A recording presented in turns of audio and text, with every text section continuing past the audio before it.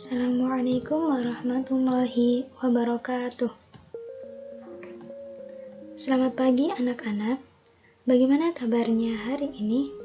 Semoga sehat dan selalu dalam lindungan Allah Subhanahu wa Ta'ala.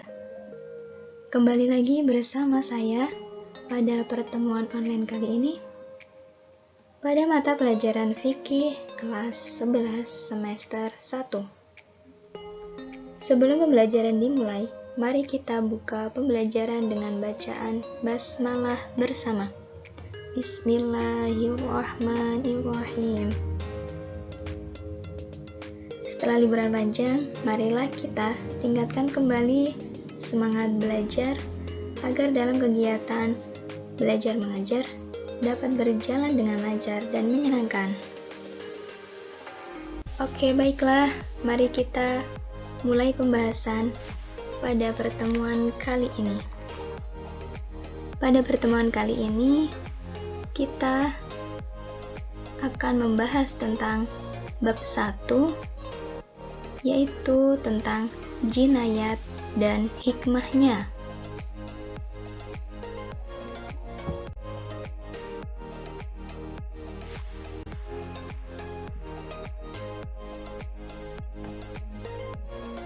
Dalam ilmu fikih, pembahasan mengenai tindak pidana kejahatan beserta sanksi hukumannya disebut dengan istilah jarimah atau uqubah.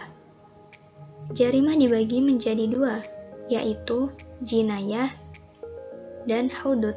Jinayat membahas tentang pelaku tindak kejahatan beserta sanksi hukuman yang berkaitan dengan pembunuhan yang meliputi kisos, diyat, dan kafaroh. Sedangkan hudud membahas tentang pelaku tindak kejahatan selain pembunuhan, yaitu masalah penganiayaan beserta sanksi hukumannya yang meliputi zina, mencuri, minum khamar, merampok, dan lain sebagainya. Dalam peta konsep kali ini, pembahasan tentang bab jinayat meliputi pembunuhan,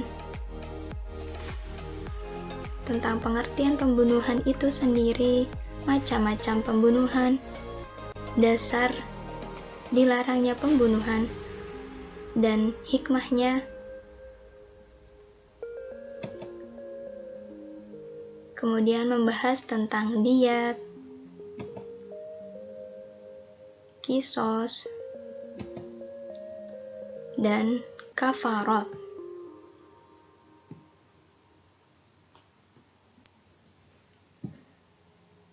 Dari peta konsep tersebut, kita mempunyai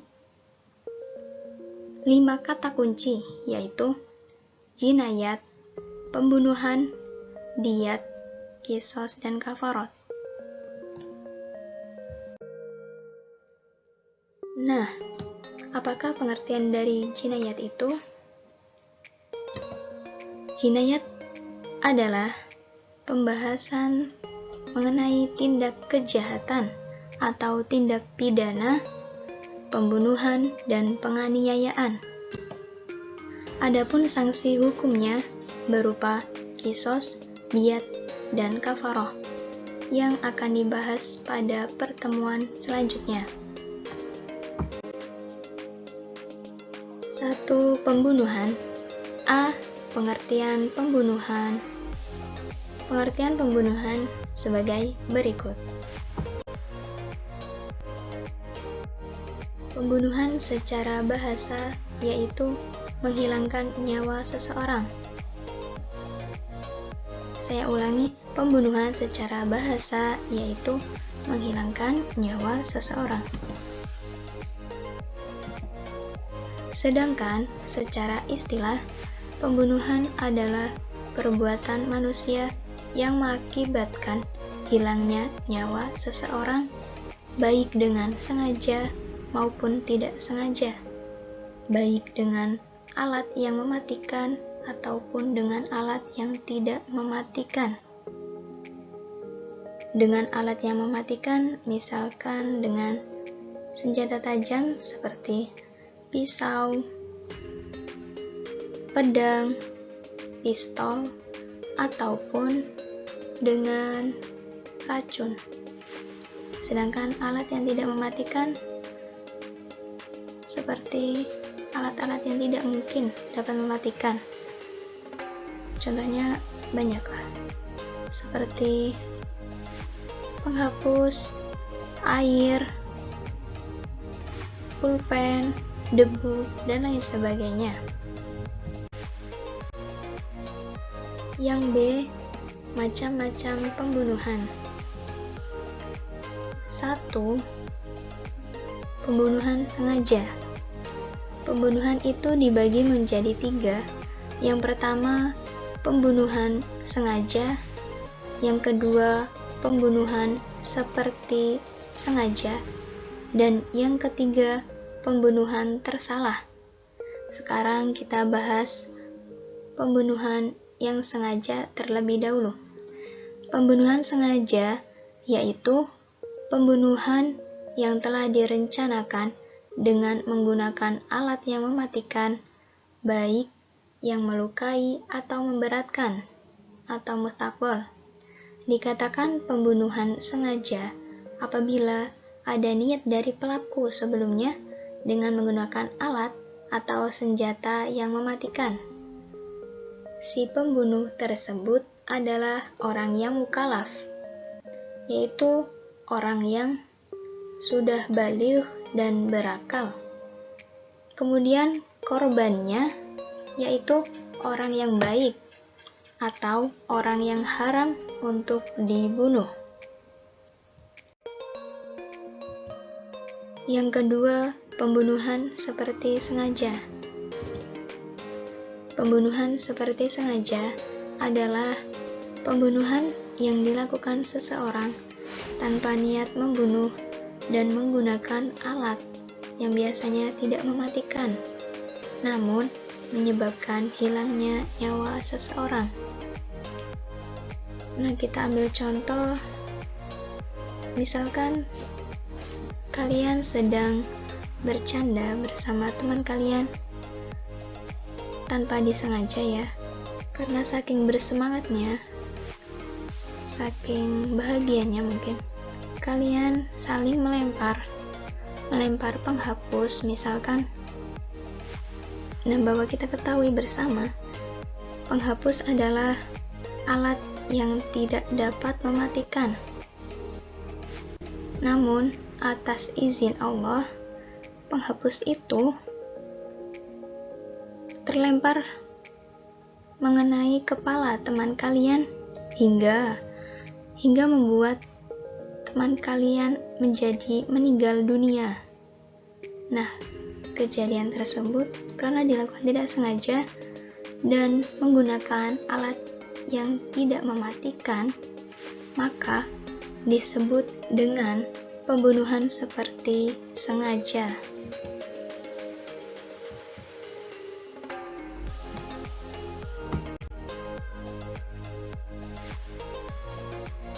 Yang ketiga, pembunuhan tersalah, yaitu pembunuhan yang terjadi karena salah satu dari 3 kemungkinan. Ya, saya ulangi, pembunuhan yang terjadi karena salah satu dari 3 kemungkinan. Nah, kemungkinan pertama yaitu perbuatan tanpa maksud melakukan kejahatan tetapi mengakibatkan kematian seseorang.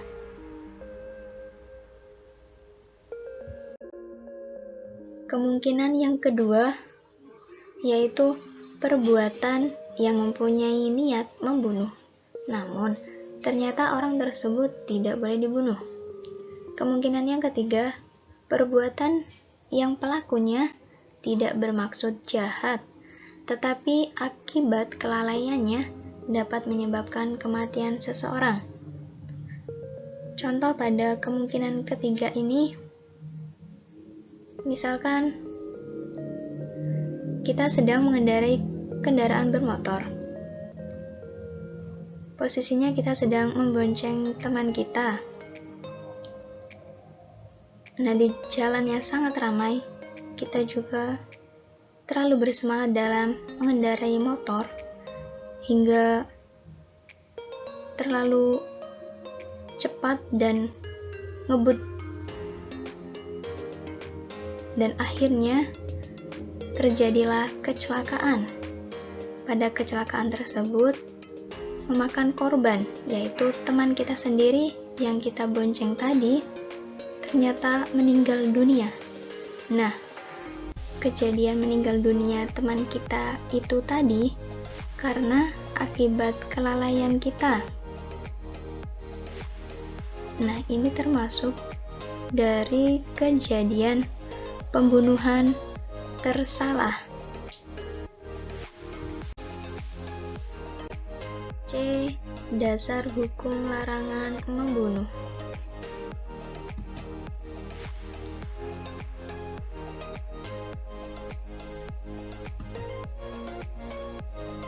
Dasar hukum larangan membunuh ini terdapat dalam Quran Surat Al-Isra ayat 33 yang berbunyi, Bismillahirrahmanirrahim.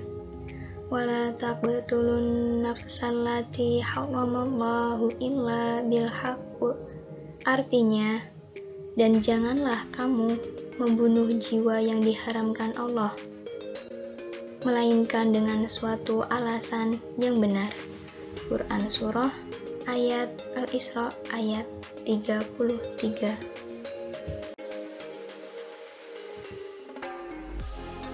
Selanjutnya D. Hukuman bagi pelaku pembunuhan.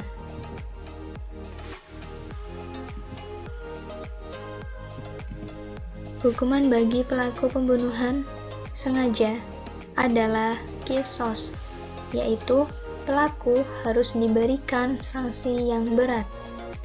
Jika keluarga korban memaafkan pelaku, maka hukumannya adalah membayar diyat mughalladah atau denda yang berat dan menunaikan kafarah.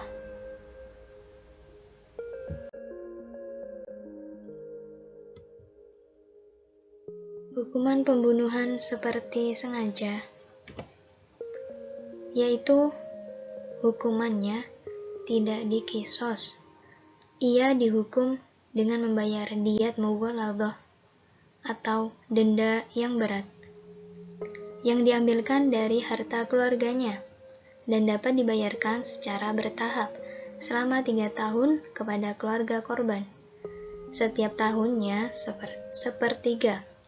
Selain itu, pembunuh juga harus melaksanakan kafarah. Kafarah pembunuhan itu seperti memerdekakan budak muslim. Apabila tidak mampu melaksanakannya, maka diwajibkan baginya berpuasa 2 bulan berturut-turut.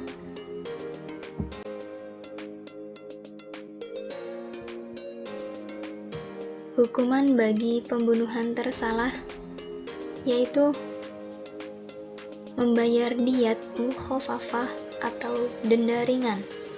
Beda ya dengan yang tadi pembunuhan seperti bersalah. Tadi membayar diyatnya, diyat mughalladah, diyat yang mughalladah atau denda yang berat. Sedangkan pada pembunuhan tersalah hanya membayar diyat mukhafafah, denda yang ringan, yang diambilkan dari harta keluarga si pembunuh dan dapat dibayarkan secara bertahap selama 3 tahun kepada keluarga korban.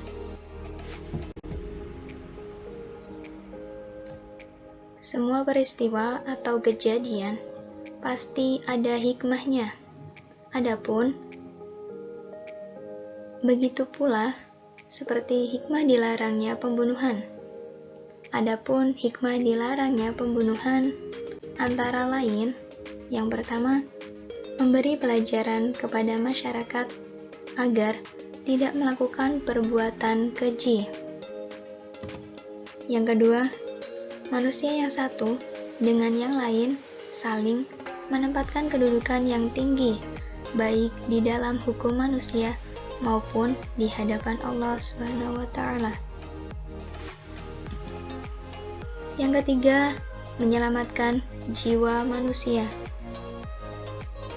Penerapan hukuman yang berat bagi pembunuh dimaksudkan agar tak seorang pun melakukan tindakan kejahatan yang menyebabkan hilangnya nyawa orang lain.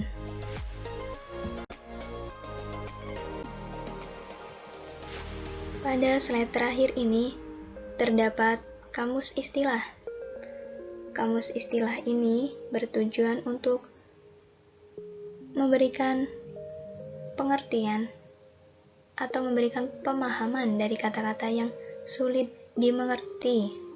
Seperti yang pertama, kata diyat, yang berarti denda atau ganti rugi pembunuhan. Yang kedua, kata mughaladah, yang berarti berat. Yang ketiga, mukhafafah, yang berarti ringan. Yang keempat, kafaroh, yang berarti denda yang harus dibayar karena melanggar larangan Allah atau melanggar janji. Yang terakhir, yaitu kisos. Kisos adalah hukuman yang mengikuti perbuatan si penjahat sebagai pembalasan atas perbuatannya. Demikian tadi pembahasan pada bab jinayat dan hikmahnya. Pertemuan selanjutnya kita akan membahas tentang kisos, diyat, dan kafaroh lebih rinci lagi. Tetap semangat belajar dan jangan lupa selalu jaga kesehatan. Mari kita tutup pembelajaran pada hari ini dengan bacaan hamdalah bersama. Alhamdulillahirabbil alamin. Semoga bermanfaat. Kurang lebihnya saya mohon maaf. Akhirul kalam. Wassalamualaikum warahmatullahi wabarakatuh.